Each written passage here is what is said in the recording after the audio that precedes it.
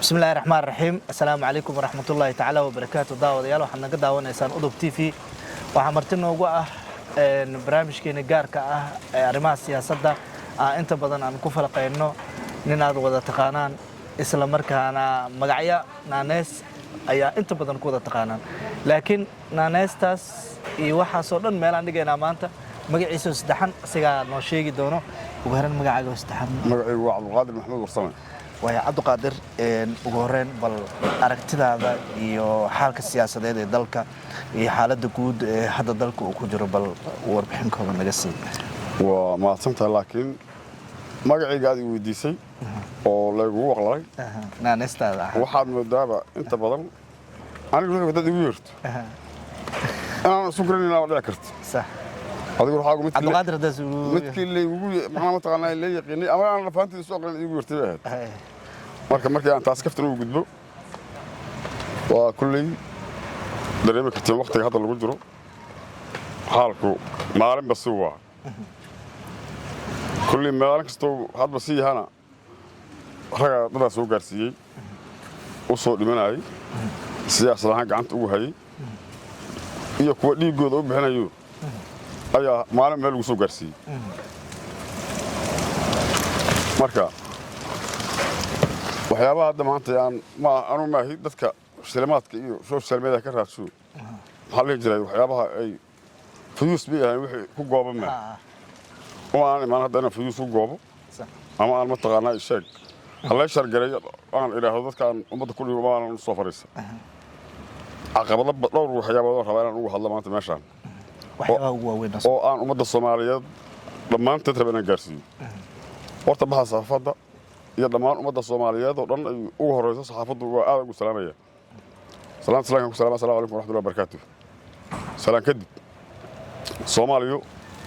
saaka xaalkeedu aad u liitaa waxa waaye abaaro iyo colaado isugu darsama waxaad moodaa dadkii la rabay inay waxaas ka hortagaan inay ka jiifaan waxaad ogtihiin meel aan saaka la isku dilayno ma jirto deegaanada dalka guud ahaan waa la sii kala daran yahay gaar ahaan haddana waxaad moodaa in saddex gobol u daran tahay inta la isku dilayo saddexdaas gobol waa mid kan hadda joogno gobolka Banaadir iyo Hirshabeelle iyo Galmudug ayadoo caqabad Soomaaliya ay wada jirto ayaa haddana waxaad moodaa saddexdaas gobol inay ugu daran yihiin midda hadda jirta waayo oo isdilka iyo colaadaha hadda sukaaya ka hor colaadaha sukaaya ka hor caqabad kale ay qabi jirta caqabadii kale xoogaa markay yaraatana mid kale lagu bedelay marka waxaa soo rabaa inaan guda galo waqtigu waa inuu yari laga yaabaa hoob dadku ay dana adduunyo iska macnaha leedihiin waxa waaye marka intaasaan rabaa inaan ka hadlo oo aan u sheego dadka laga rabay inay waxaas wax ka qabtaan ama ay daba galaan waxyaabaha ma taqaanahay caqabadahaas meesha ay ka socdaan la rabo inay ma taqaanahay sheeg daba galaan soo ogaadaan la rabo aan rabay horta inaan galabta la wadaago anay fikirkayga marka aan la wadaagana sida ay kulli wax uga qaban karaan wax looga qabto ayadoo Soomaaliya caqabadaha iyo colaadaha isdulka ay ka jiraan saddexdaas gobol dhibaato gooniyo Soomaaliya ay sala qaban la qabaa waxaan Hargeysa qabin waxaan Puntland qabin waxaan Jubbaland qabin waxaan maasha leeyahay isha koonfur galbeed qabina saddexdaas gobol qabaa saddexdaas gobol maadaama saddexdaas gobol waxyaaba ay qabaan koow waxay qabi jireen qaraxyo al-shabaabku ay wadaan iyo dilal shabaabku iyo warar gooniyi ku hayjaan marka hadda ka horna waxaan maleeyaa waxa ka hadlay ana waa ka hadlay ninka la yiraahdo taliyaha hay'adda nabad sugidda Cabdullaahi Cali Sambal waa ka hadlay asoo xildhibaan meel laga soo qaaday waxa waaye caqabadaha shabaabku ay waagi hore u bedelayeen Soomaalida kale waxaad moodaa haddii shabaab Soomaaliya loo soo diray oo jiro inuu Hargeysa iyo Jubbaland iyo koonfur galbeed iyo inta kale Hirshabeelle gobolka Banaadir iyo Galmudug iyo Hirshabeelle inay isku si saameyntooda macnaha uga jirto macnaha ay socotay ahaareen waxaan aaminay marka anigu in ay jirto arrimo dawladda shisheeye ay ka shaqeeyaan inay helaan aaminsanahay xagga qaraxyada iyo shabaabka xaggooda markii xogaa in la dareerin isku dayo ay xogaa sida hore ay ka tabar yaraadeen in siyaasadan loo bedelay oo dadka dhex galay oo qabiilaadkii loogu soo dhiibay in ay isdilaan ayaan hadda aaminsanahay anigu sababtoo ah waxyaabaha aan ku aaminsanahay caddeeyo badan u hayaa maxaa ka mid ah cadeymaha aan u hayo waxaa ka mid ah waxaa og alaabo waxaa jirtay caddeynteedii hadda youtube-ka laga helayo teeda kalena laga helayo galka xarunta baarista Soomaaliya laga helayo waxaa jiray hadda kahor nin baa wuxuu soo wacay nin taliyana badsugeeyada markaaba wuxuu ku yiriyey inuu arrin serious ah inuu ninkii waqtiga wuxuu yiri inuu ay yimid wuxuu yiri waxaan hayaa qandaraas kaasoo ah wuxuu sheegay ninkii qandaraas markuu weydiiyay wuxuu ku yiri waxa waay qandaraaska aan hayaa dad in la dilal rabo oo Soomaaliya oo jooga dalka hay ma qal lacag ugu shaa على qof waxaan ogolahay wili $15 cadeymaheedii waa la hayaa shaqadii kulli ninkii wala dhilgireeyay waa la heshiiyay markaas dadkii shaqada ku lahayo amniga sirdoonka Soomaaliya qaabilsanay la wadaageen saraakiishii soo heshay farmashikaas ayagoo la yaabaan waxa sidii macna u shaqeynayaan way dhan oo aan fahmin ka shaqeeyaan waa laga soo shaqeeyay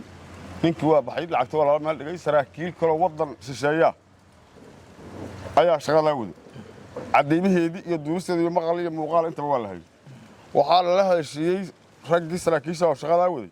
kuwa shisheeyay waxay soo sheegeen amreen inay lacagta ayagu bixinayaan maalgelintaasna ayagu wadaan horna ay wada jireen laakiin ay isku xireen raggan hadda markaas ka hor isaas arag waxaan rabnaa marka in lacagta la bixiyo nagala qaato shaqada la qabto dadkaas aan internet la dilo qof kastoo la dilana noola soo diro cadeynteeda inuu dhinto sawirkeeda noola soo diro marka aan sawirkeeda noola soo dirana waxaan rabnaa inaan lacagta bixino Cabdiqaadir in badan waxaa ku cululisay in dalka xaalad adag oo ku jiro xaaladda dagaal beeleedyada madaxda dawladda federaalka Soomaaliya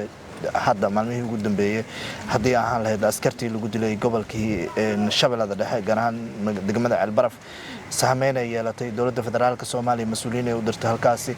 raggii waa la soo qabtay bal ka waran iyana taas waa u socdaa waxaan rabaa laakiin midaan aan laga dhamayso arrintaas sheey waxyaabo aan ka hadla rabo dhash una degmada ninkii saas ahay oo la soo dirsay oo saraakiishii lala hadlay oo lala wadaago warkii waa laga shaqeeyay shaqadii lacagtii waa la dhilgareeyay ninkii meeshii uu ku balanshay in la dilal rabay ninkii wadayna markii uu geeyay saraakiisha si fiican u shaqeysay ninkii odaga ahaayoo markaa in la dilal rabo waa soo qabtay baawur soo saareen ninkii qandaraaska uu tara gaar ka saaray si wanaagsan shaqada u dhacday waxa dhacday ninkii inay soo wadeen nimankii ay ma taqaanahay suuq xoolaha soo mareen neef ka qaateen odagii ma taqaanahay la dil rabay shaati ka baxsheen xabad ku dhifteen la dilduleysay asaga neef xoolaha lagu kor gowracay gadda cad loo dhigay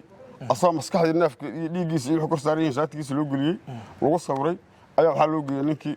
shaqada waday oo gaari kale qolo meel kula joogtay sax markii loo gaalay ninkii waa kana oo loo soo dhiibtay ka waran qala ila sil rabad yeeshan waa dhimay ninkii sawiradii isla markii waa saafka wuxuu u diray saraakiishii shisheeye saraakiisha isla markii waa arkeen waa soo waceen ninkii asaga ahaa markay soo waceen wuxuu ku yiri waa qabatay shaqadii lacag waa soo diray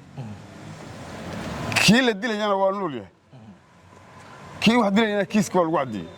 oo ku cadda meeshii oo laga soo diray iyo wixii oo dhan waa la wadaagay oo cadeymaheedii macallimiinta social media taagana la warsaday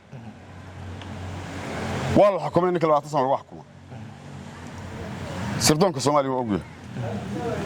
waxyaalaha marka hadda aan soo keenay in aan aaminay marka hore shabaabka saddexdaas gobol ay uga badnaayeen qaraxyada iyo howlgallada ay uga wadeen waxaan aaminsanaa in dawladda shisheeye ay maalgelinayeen shaqadaas wateen markii haddana hadda ay tii yaraato la wiiqiyay haddana hadda ay dagaal qabiil meel kasta la isku dilayo loo isku magacsiinayo haddana tii waxaan u aaminay in haddana dawladda shisheeye wadaan waxay tahay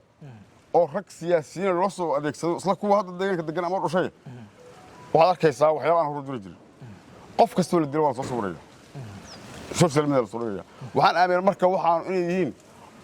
rag shaqaysanaya in loo soo diray oo qof kasta wax la gaarsiiyo la dilo la yiri sawirkeeda loo soo dira waa inaan rag iyo dumar midna la kala aan dhaafay waa in qof kasta Soomaaliya saakin la dilo sawirkeedii social media soo dhigayo marka anu midaada waxaan u geeyay tii hore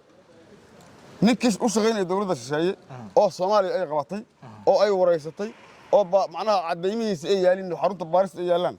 kuwa kaloo ka hadlan ay hadda haddii aad gasho Haruun Macruuf laga helay oo aan baad kaagashada kaaga daari karo in haddana wixii ay maalinkaas halkii nimo la qabtay kuwa kaloo ma taqaanahay ama asagii lamida in ay shaqaynayaan oo dana la dabageliyo